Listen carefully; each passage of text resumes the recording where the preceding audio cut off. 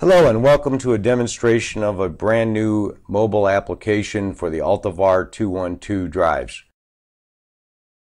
This is the home screen on the application, and there's three selections. I can either configure a drive, select a drive if I know a model number, or view a library of my previous projects.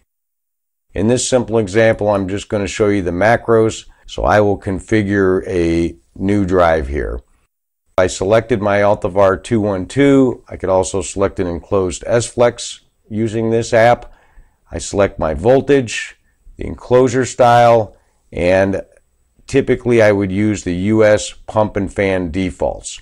When I select my size drive, the app generates the model number for the Altivar 212 VFD, and I simply hit Next to configure this drive with the presets. This takes me to my motor screen. You should always check the motor nameplate to have the proper settings and protection circuits in your motor. So I'll do an example here of resetting motor amps, and I would get this information off of my nameplate. And if this particular 10 horsepower motor had a base speed of 1775, I could enter that. Now that I've configured my motor data and I've selected US defaults, I simply hit the next key and the app does the rest as far as configuring all of the parameters in the Altivar 212. In most cases, these couple of simple clicks will fully integrate your drive and get it set to normal defaults. I want to point out that the app does have parameter groupings here, so all of the parameters are accessible in the app, from very advanced settings to some of the more basic settings.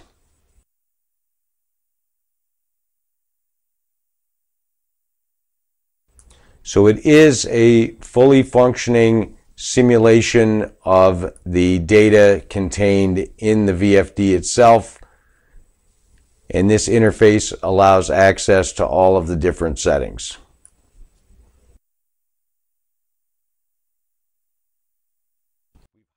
You'll notice some of these are highlighted in orange. Basically, the orange color tells you that the parameter has been changed from the Altivar 212 factory settings.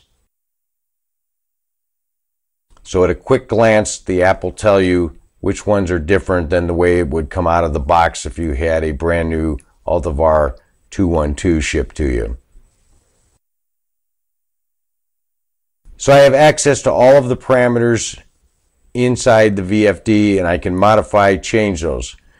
Once I have a satisfactory configuration file, I can then validate it. And here the app goes and just checks the parameters to make sure they're all within range of acceptable regions. And this one, of course, had successful validation.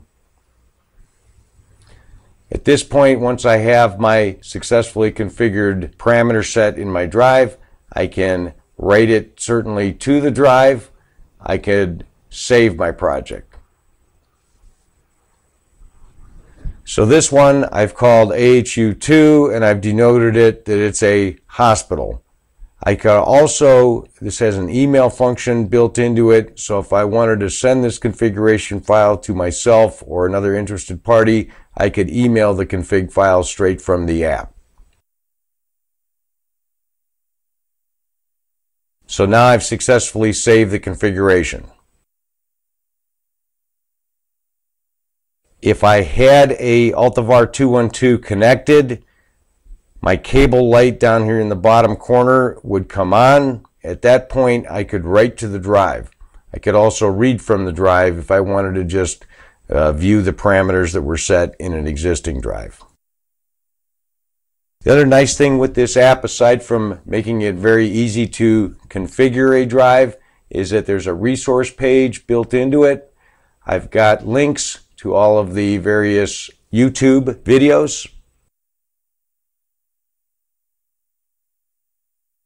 Embedded right in the app is the pertinent instruction manuals, So as a reference, if you're doing a startup on a drive and need to reference something in the instruction manual, that would be built into the app.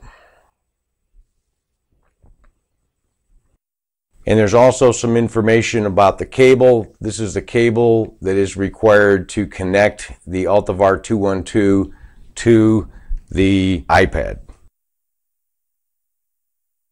So this is a summary demonstration of the iPad app for configuring and programming your Altivar 212. All of these files can be saved onto a digital retention within the iPad device.